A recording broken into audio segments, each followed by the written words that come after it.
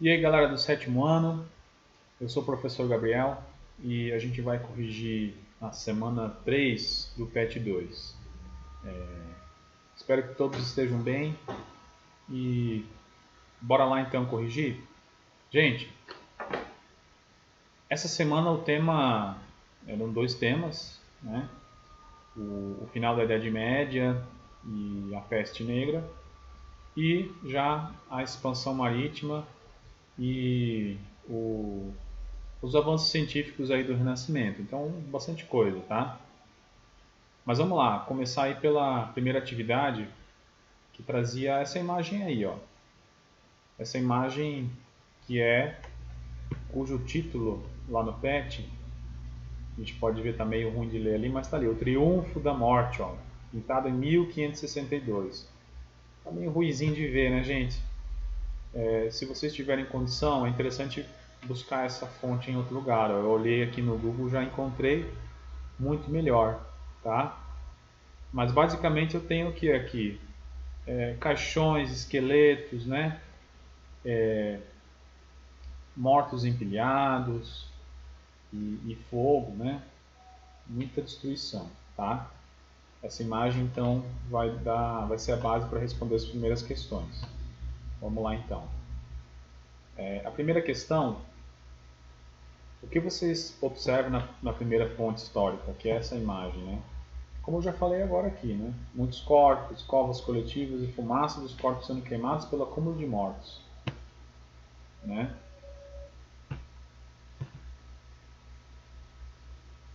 Pela peste, né? Só para concluir aqui a leitura. Gente, vamos para a questão 2 então. O que é segundo fonte histórica? Que é uma citação. Que os habitantes abandonem os lugares que os acidentes acontecem, se isso lhe for possível. Claro, né? A segunda fonte orienta que as pessoas fujam desses lugares, tá? Onde tem peste, sai fora. Gente, quais as consequências, tá? Da peste negra para a economia, para a religião e para a sociedade da época?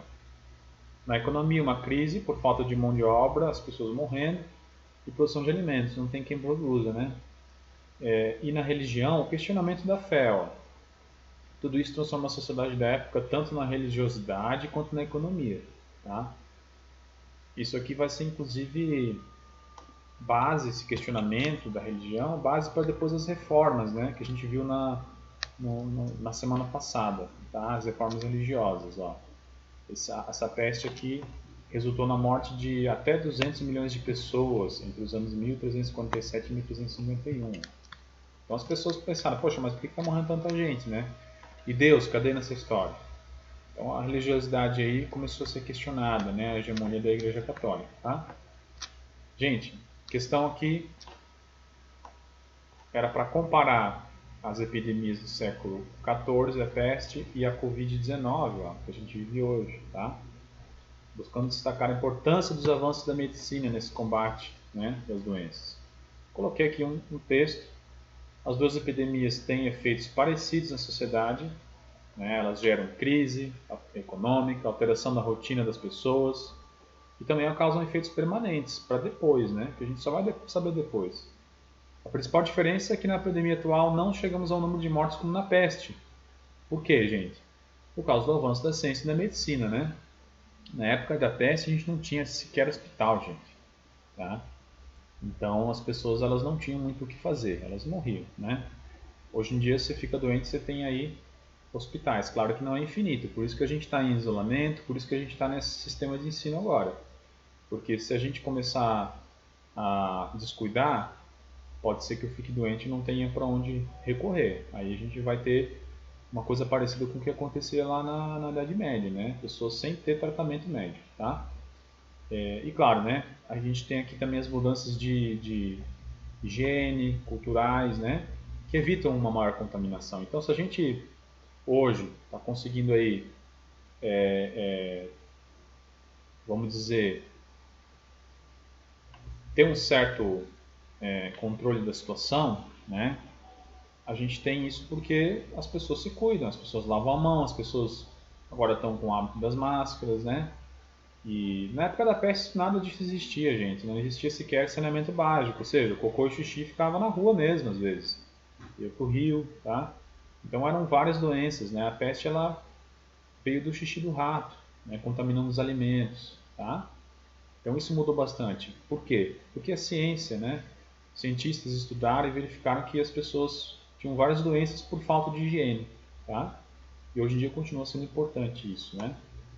Sobretudo nesses momentos aí que a gente sabe que não pode sair por aí contaminando as pessoas, né? Se a gente por acaso tiver com algum vírus, né? Como no caso do Covid, tá? Gente, questão 2 então, vai trabalhar aqui dois mapas, ó. Dois mapas diferentes e fazendo algumas perguntas sobre o mapa, ó. Primeira questão aqui, moleza, né? O ano do mapa, você tem ali no próprio mapa essa indicação. Na questão aqui, está dizendo, perguntando quais as diferenças, né? O mapa aqui da esquerda, né? Que no caso de vocês é a direita, ele está sem o continente americano, né? Enquanto o mapa aqui da direita ele tem um continente americano. O que deve ter motivado os europeus a se lançarem em rotas marítimas desconhecidas? Interesses econômicos, busca de metais e especiarias e religiosos, né? A igreja queria aumentar os seus fiéis, ó. Então também tinha esse interesse. Sempre nos navios ia um padre também, tá, gente? A primeira coisa que fazia quando chegava nos lugares novos era colocar uma cruz e fazer uma igreja. Questão aqui. Que fato pode ser sido responsável pela extensão de novos territórios do segundo mapa? Por que eles não estão no primeiro? Bom, é simples, né, gente? A ocupação dos territórios por portugueses e espanhóis levou à inserção deles no mapa. No primeiro mapa eles não estavam presentes, pois não haviam sido ocupados e consequentemente registrados. Ó. É isso aí. Então, mais uma aqui. Registrar os novos territórios ocupados, né? Que tipo de funções tem esses mapas? Fazer registro, gente, tá? Uma vez tomado posse, você precisa registrar isso fazendo um mapa, para saber onde é que fica e o território qualquer de quem, né? A parte da Espanha, a parte de Portugal, no caso. Qual a principal conquista do processo de expansão marítima retratado? O continente americano, né?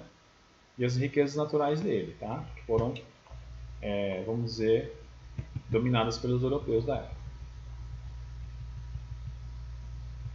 Aí aqui tem a questão das mudanças da ciência, né? Das teorias relacionadas ao centro do universo, ó.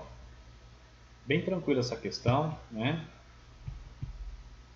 Primeira questão aqui, quem está no centro? A Terra. Então é geo de geografia, tá? Que é Terra, né? A teoria cuja ideia era de que a Terra ocupava o centro do universo e o Sol girava ao seu redor. Gente, antes mesmo dessa época, né? Muitas pessoas já tinham observado que não era bem assim, tá? Mas muitas vezes a própria igreja ela gostava dessa explicação porque colocava a Terra no centro, tá? E como Deus criou a Terra, né, para a igreja, isso é interessante, né? O Nicolau Copérnico, o Galileu Galilei, são cientistas aí que vão dizer, não, peraí, eu observei com o telescópio lá o céu e eu notei que a Terra faz dois movimentos, ó, um ao redor de si mesma e outro ao redor do Sol. Ah, mas peraí, então quer dizer que é a Terra que está ao redor do Sol? É isso mesmo, hélio de Sol. Ó. Até hoje a gente sabe, né, que o nosso sistema é o sistema solar. Então tem os planetas que giram ao redor da Terra, do Sol, né? Que é o heliocentrismo, tá, gente? Isso aí na época, com o telescópio, não foi só uma teoria, foi uma teoria que foi comprovada, beleza? Então é isso aí, gente. Essa semana aí estava mais extensa, né? Tá ficando mais extensa as semanas aí, por isso que a gente não pode deixar para trás semanas e continuar mandando ver nas atividades aí, gente. Beleza? Qualquer coisa, tô lá nos grupos para ajudar vocês. E até semana 3 então. Valeu?